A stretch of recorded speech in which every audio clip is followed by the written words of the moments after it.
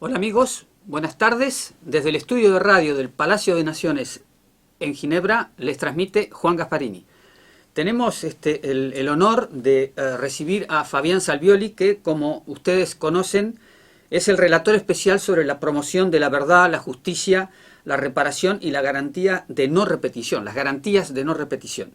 Hoy ha presentado un informe temático, como se llama en la jerga aquí en Naciones Unidas, sobre el deber o la obligación, según mi interpretación, de enjuiciar y sancionar violaciones manifiestas de los derechos humanos y violaciones graves del derecho internacional humanitario. ¿Es un deber? ¿Es una obligación?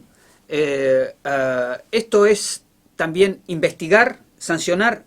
La impunidad, usted mismo lo ha dicho, es inaceptable. Las razones de Estado a veces quieren frenar este tipo de investigación, y eso es revictimizar a las víctimas. ¿Cómo es el abordaje que usted ha definido para este informe? Bueno, para mí es un gran gusto estar aquí en el Palacio de Naciones Unidas. Efectivamente, recién presenté el informe anual al Consejo de Derechos Humanos, que se centra particularmente sobre la obligación de investigar y juzgar graves violaciones de derechos humanos de magnitud como crímenes contra la humanidad, crímenes de guerra, genocidio, hechos de tortura, ejecuciones extrajudiciales, es decir, cuestiones que repugnan a la conciencia de la humanidad.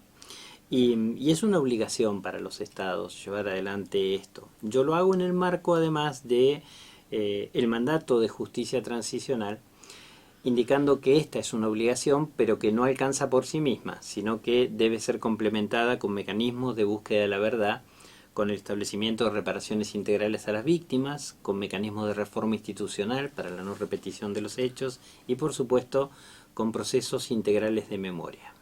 Sí, usted resaltó la importancia de estas suertes o comisiones de la verdad, como se les suele llamar, pero lo que quería también remarcar es la metodología del trabajo. O sea, usted se hizo un verdadero trabajo de investigación periodística con la posibilidad de que los estados estuvieran un poco obligados a responderles a sus cuestionarios, porque usted ha hecho un trabajo de consulta, de compulsión con los estados que han tenido experiencias, algunas fructíferas y otras no. ¿Cómo fue esa metodología y cuánto tiempo duró? Porque conseguir todo eso...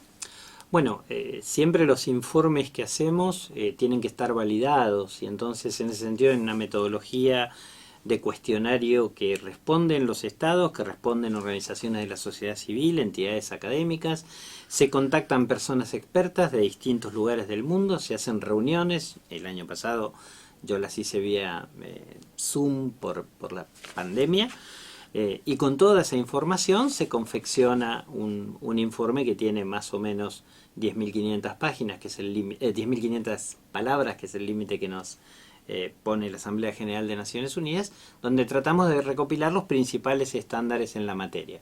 Eso permite una fuerte validación del trabajo formulado con base en, obviamente, el derecho internacional de la persona humana.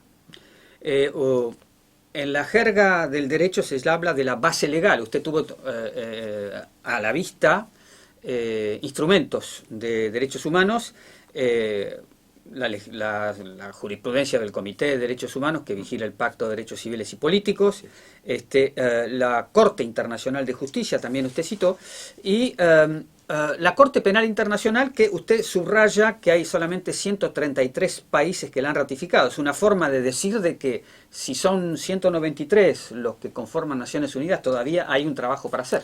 Por supuesto, digamos, es indispensable que los estados que restan ratifiquen el Estatuto de la Corte Penal Internacional.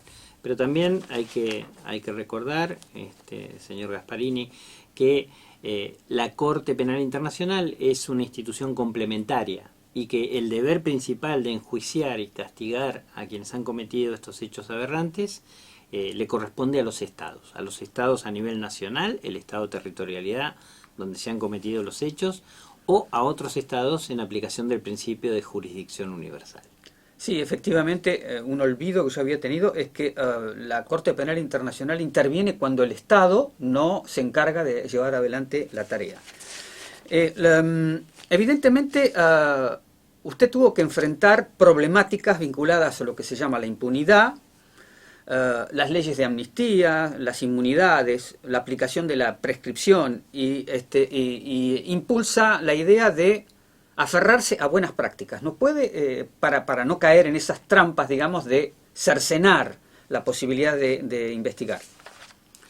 Sí, hay buenas prácticas en distintos escenarios. Hay estados que han derogado leyes de amnistía que habían sido adoptadas.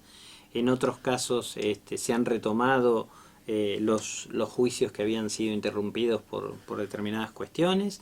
Hay estados que han adecuado su legislación a la tipología de violaciones de derechos humanos conforme al derecho internacional. Y esos son, por supuesto, avances importantes, así como los estados que han ratificado el Estatuto de la Corte Penal Internacional. Para los estados que son partes del Pacto Internacional de Derechos Civiles y Políticos, la obligación de investigar y condenar violaciones graves de derechos humanos se desprende del artículo 2, es muy claro eso, y este instrumento vincula a más de 170 estados en todo el mundo. Lo que sucede es que hay veces que hay estados que adoptan otro tipo de legislaciones que son absolutamente contrarias al derecho internacional y que provocan amnistía o que provocan impunidad de facto. Y ese es un serio problema y es una trampa, porque no se puede avanzar hacia un estado consolidado, en paz, democrático, si se deja a las víctimas revictimizadas y si no se aborda el pasado como corresponde. Ejemplos sobran. Sí, ahí usted también cita inmunidades como algo que hay que tener cuidado y la aplicación muchas veces de la prescripción. Y también hay que tener cuidado con las sanciones alternativas. ¿Cómo se pone ese universo que ha sido de alguna manera tomado en consideración por varios países? Usted cita Liberia, Colombia, con las sanciones alternativas. Sí, lo que tiene que ver con las inmunidades, ya el fiscal del Tribunal de Nuremberg dijo: es ilógico que allí donde el poder sea máximo, la responsabilidad sea mínima. Entonces, no resulta lógico que haya inmunidades para quienes cometen crímenes contra la humanidad y a quienes tienen el poder de cometer ese tipo de crímenes. En torno a los modelos de sanciones alternativas hay un mínimo indispensable a cumplir y que yo creo que también tiene que ver con la sensación de impunidad. Si a la sociedad le queda una sensación de impunidad a partir de un modelo alternativo, es que la cosa no funciona.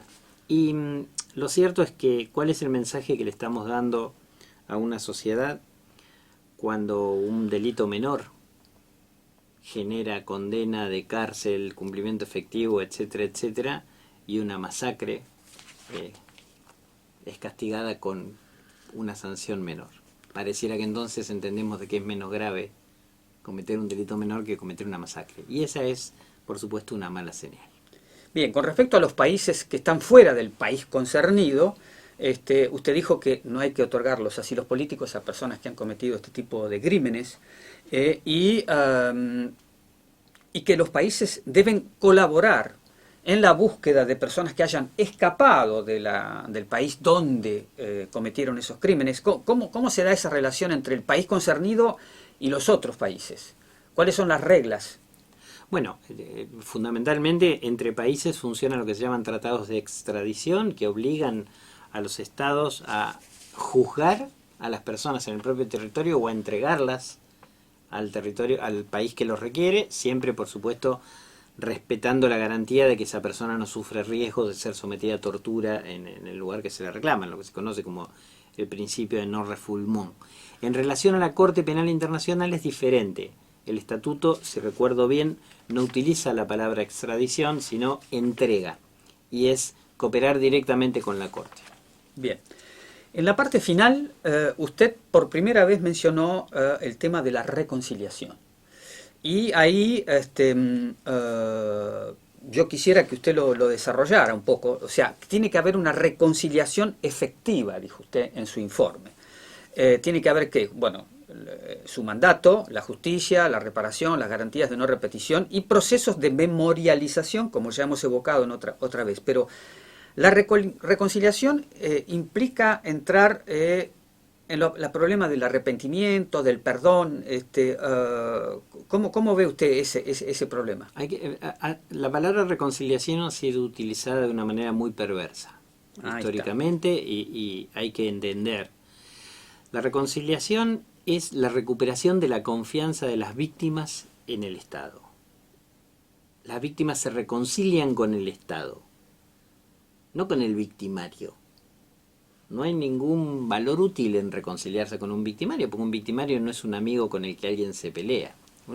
La reconciliación es con el Estado, que en vez de haber sido una máquina de garantizar derechos, que es lo que debe ser, se convierte en una máquina de violar esos derechos.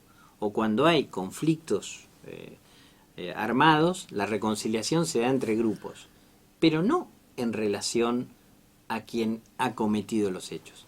Allí puede juzgar un perdón, en todo caso individual, pero a nadie se le debe obligar a brindar ese perdón, primero, y el hecho de que haya perdón o reconciliación de ninguna manera debe implicar que el Estado deje de cumplir con su obligación de juzgar y condenar a quienes han cometido los crímenes. Otra vez, el ejemplo de todos los días es el más claro. Si alguien comete un asesinato común en relación a una persona de mi familia, quizás yo, por una cuestión personal, decida perdonar, pero eso no quiere decir que el Estado no lo tiene que juzgar por homicidio y que lo tenga que sancionar debidamente. Cuando esto es así para crímenes comunes, pues con mucha más razón para crímenes contra la humanidad. Sí, ahí en el tema del perdón, usted lo dijo verbalmente al final de la presentación, que era una cuestión individual, o sea que no puede haber perdón del Estado. No. O sea, puede ser que una persona afectada pueda perdonar concretamente, y si el victimario quiere tener perdón, tendrá que haber arrepentimiento, ¿o no?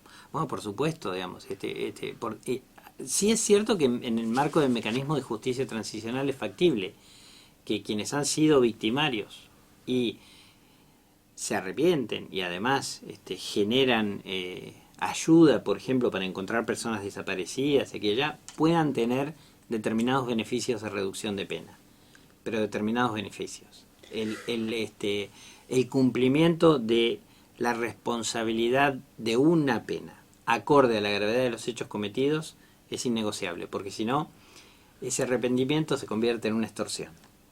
Una última pregunta. ¿Existe la posibilidad, y en algunos países se ha visto, la posibilidad de salir de una prisión teniendo una condena por crímenes de este tipo para cumplir arrestos domiciliarios? Y usted fija un poco el criterio de en qué condiciones se pueden concretar esos arrestos domiciliarios. Sí, efectivamente. Yo he dicho que eso es factible, pero solamente en casos de enfermedad terminal de resolución inminente. A mí me parece que en esa situación de humanidad es lógico otorgar un arresto domiciliario. Lo que no es lógico es dar arrestos domiciliarios por el simple paso del tiempo, por los achaques que podamos tener por la edad o por las enfermedades propias de una edad avanzada.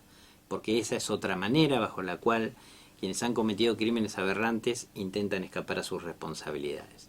Muchas veces la justicia llega tarde porque se han encargado de que llegue tarde. Y entonces ahora no pueden clamar de que ha llegado tarde para beneficiarse de esa situación. Señor Salvioli, muchas gracias. ¿Algo que quiera agregar algo más? No, agradecer muchísimo. Bueno, creo que ha sido claro. Obviamente esto obliga a que esta relatoría y otras tengan una actitud vigilante, porque el problema no se resuelve con la presentación de un informe y dar algunas líneas directivas. Desde Ginebra les transmitió Juan Gasparini con François Zubiguer en los controles.